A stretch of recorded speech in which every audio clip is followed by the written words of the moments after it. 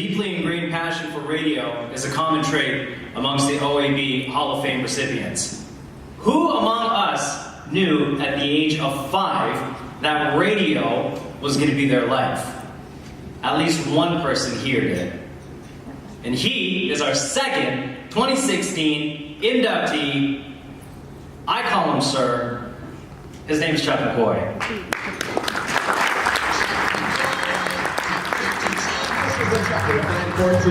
Chuck McCoy playing at Jackson 5, and I thought we'd have to play a rodeo on the show because, you know, those little guys have to get off to bed. But all these hits are coming from Chuck McCoy's little bag of goodies. And now stepping into the musical spotlight. I'm Chuck's younger brother, his much younger brother. My sister's the eldest. She's 14 years older than I am. Chuck came along about 3 years after Elizabeth. He's 10 years older than I am, and then my other brother 3 years, then I followed. Much to my detriment, you know, my parents sort of left my upbringing to Chuck, a born coach. Chuck and I started in radio together in the late 60s at CHUM in St. Thomas. It was a 1,000 watt flamethrower radio station. When I worked with Chuck in St. Thomas, I did the afternoon show from 4:30 to 7 after I finished school. And Chuck did the evening show, so he followed me and did 7 to midnight on the top 40 radio station. I listened to CHUM a lot, and CHUM was our radio station. Listened to every morning. So my first exposure to Chuck McCoy was obviously back in the 60s and early 70s before we got the radio. Chuck and I come from a time in radio when the DJs were bigger than the artists. Chuck was one of the coolest, fastest talking, high energy jocks in Canadian radio back in those days, and we were lucky to have him. I've known Chuck McCoy since 1969, when I first came to CHUM. He did 9 to midnight at the time when I started, and I followed him at midnight. And he'd have this little game he played where he'd say to me when he put on his last song, he'd say, I'm going to get in my car and drive home, and I'll be home before the song ends. And I'll call you to let you know that I'm at home. I think he made it home in 4.5 minutes when we played El Paso by Marty Robbins. And he would phone to tell me to get home. And it was a big achievement for him, and I laughed. I thought, I can't believe, how fast did you drive to get home? Chuck had left Moffat, and he and Pat Bond had formed McCoy Bond, a program consulting service. I had known Chuck as a pretty rock and roll kind of guy. And then we went out and heard their presentation, and Chuck was, you know, wearing a $3,000 suit when my suit was a $300 suit. And they did an excellent presentation, and we became, I think, their biggest client in Canada. For those of you who know him and his odd nocturnal habits, perhaps born of his early days on air, you will understand that he is neither an early bird nor a night owl, rather some sort of permanently exhausted pigeon. You couldn't go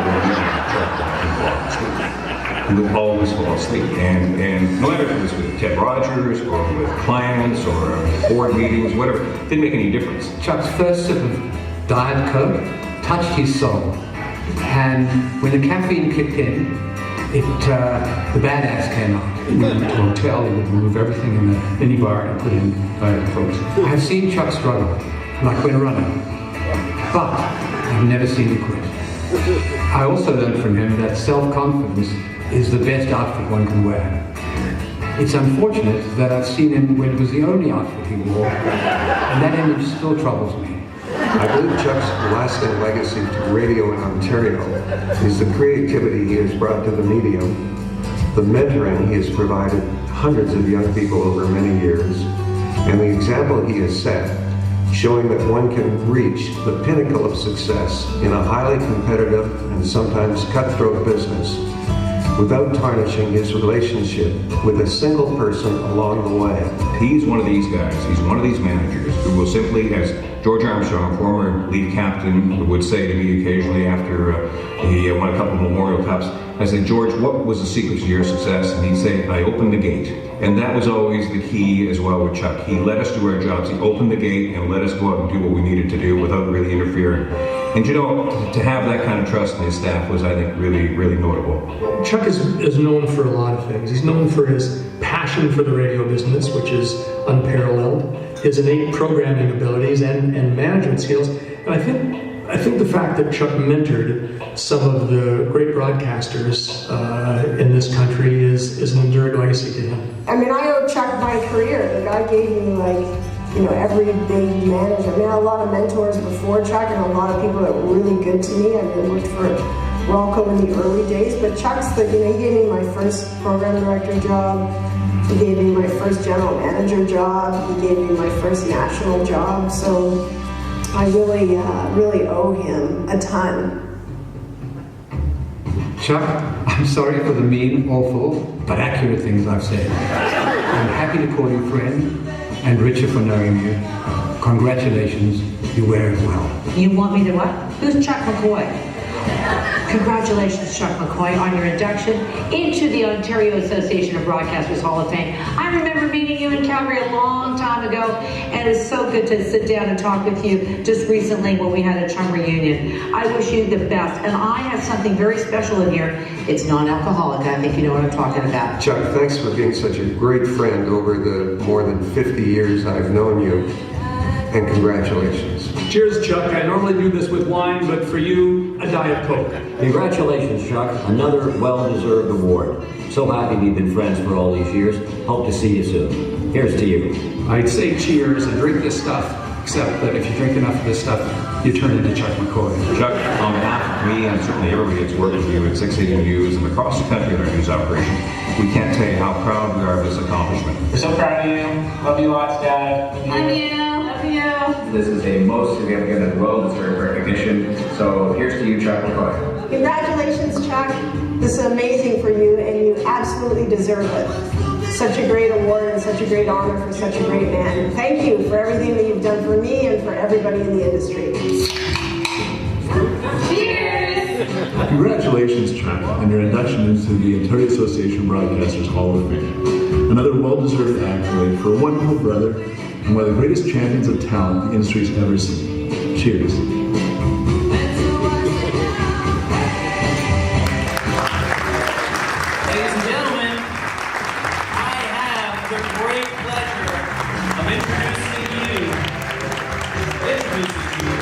The newest member of the OAB Hall of Fame, a mentor, a friend, someone who's given me some great career advice ever since I started working for him at Rogers back in 1999. Round of applause once again, please, Mr. Chuck McCoy!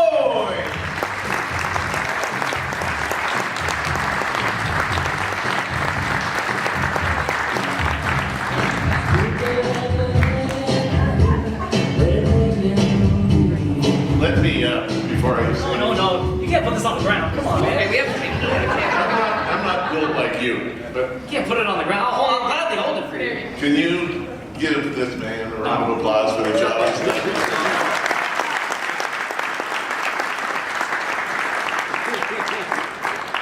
Mocha is such an example of the young, talented people that are still out there trying to get into broadcasting, and I ran into Mocha when he just got out of the college, and now is one of the best 3 morning people in all of Canada.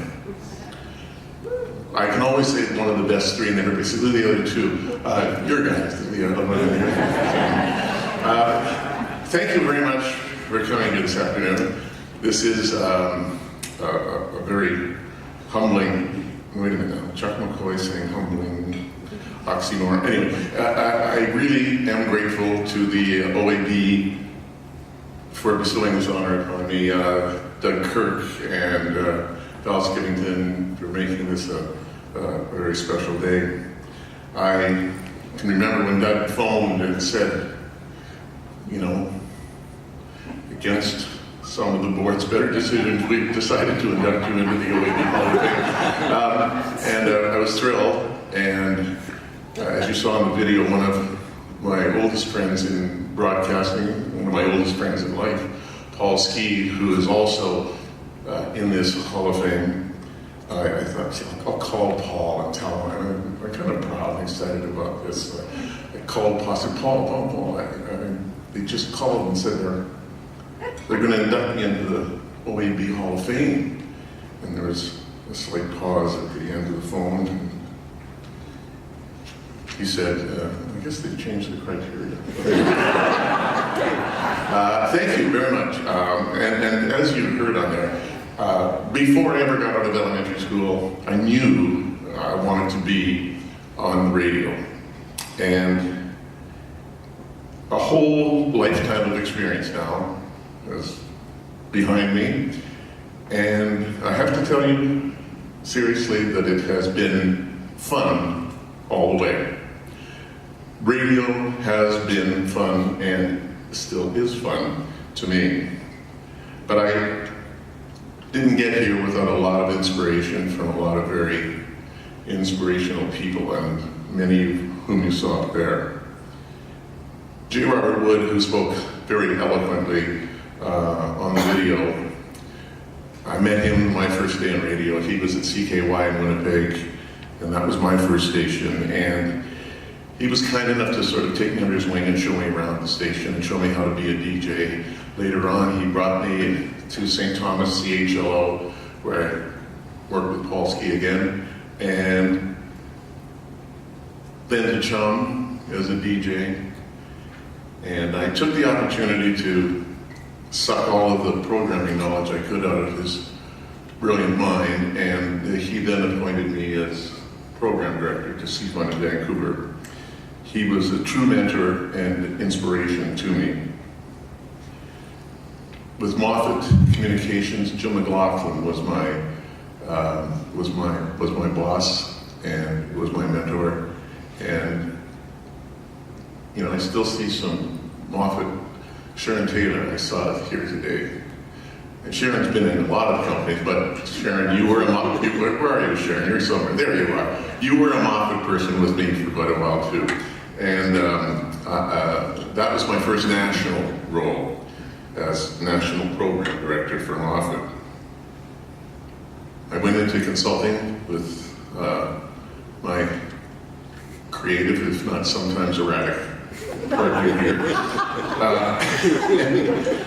McCoy Bond Consulting was in business for a few years, and I learned a lot, Pat, from you, a lot about programming, and I think that it held me in good stead when I moved on to Rogers, where Tony Viner was the head of the company, and Tony Viner is a person who could virtually inspire the world, and I was lucky to be inside his world. My direct boss at Rogers for 20 years was the amazing Gary Miles. He is amazing. He wanted to be here today, but he's off teaching radio to people in Australia right now. So he keeps going. But we were close. We worked together in Vancouver and in Toronto, and in both centers, we had adjoining offices. So I could spend as much time in his office gaining knowledge from his experience. He was a game changer for me and gave me my first national roles as National Program Director and Vice President of Rogers Toronto Radio Cluster.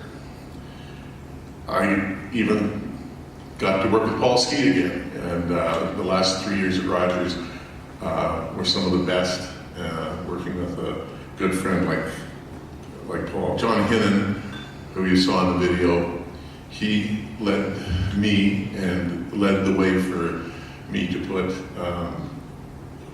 all news radio on CKWX in Vancouver. And Brian DuPose here, he was one of the people who was on the country station when we turned it over to news. But John came out to Vancouver and helped us put that station on the air. It was nearly 20 years ago that I met Julie Adam, and I think you were music director when we bought the station. I was also 12. You were 12. She was the music director of the station, and the CRTC had a rule that, maybe they still have the same rule, they had a rule that if a company bought a station, the PD had to come from the previous owner. Rogers couldn't put a PD in until it was approved. And I think these are my exact words, Julie. If I'm lying, I think I said, Julie, I'm making you the PD of the station. It's a law. You have to use somebody that was at the other company. But I promise you, you won't be the program director when the station is officially Rogers. But about 14 days into her career as program director at KISS, I knew that she would be the program director for as long as I had anything to say about it. And as they say, the rest is history. She's now over at Rogers, running all the radio stations. I mentioned Mocha here, who did come to us at a very young age. I was also 12. Yeah. No, you really were 12, bro. And I do get such pleasure and enjoyment after all these years in this business of talking to young broadcasters. I get to go to the colleges. Sheila Walsh, I was up there at Humber not too long ago, and to talk to graduate radio students who are as excited and passionate about the radio business as we were back in the day. And it's such a thrill for me to talk to them and to feel that excitement that comes from the young people. My children, who you saw on the video, if nothing else, have helped keep me relevant.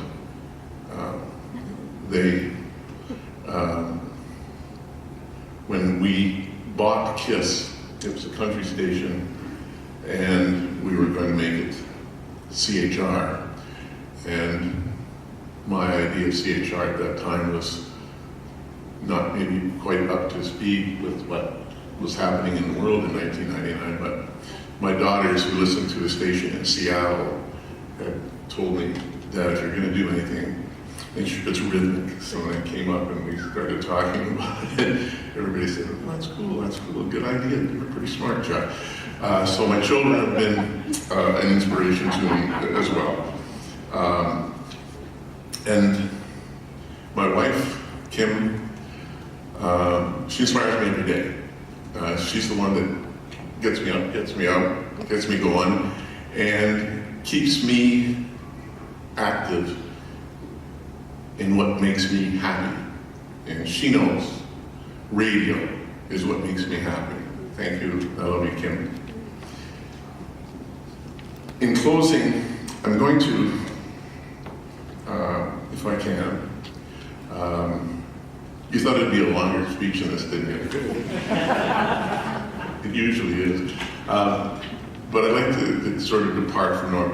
I would like to ask my brother, Jeff Vidler, if he'd just stand up for me for a minute. And I learned a lot from Jeff, too. He's a pretty smart guy. But I think this is opportune, Jeff, and I think this is an opportunity to do this and say this. I'm very, very honored to be in the Ontario Association of Broadcasters Hall of Fame. And I will accept this honor with my brother here, just to remind people that the Canadian broadcasting industry lost another CAB Hall of Famer just a few months back. So if you'll allow me to accept this in memory of our brother, Gary Russell, I'll say goodnight. Thank you very much.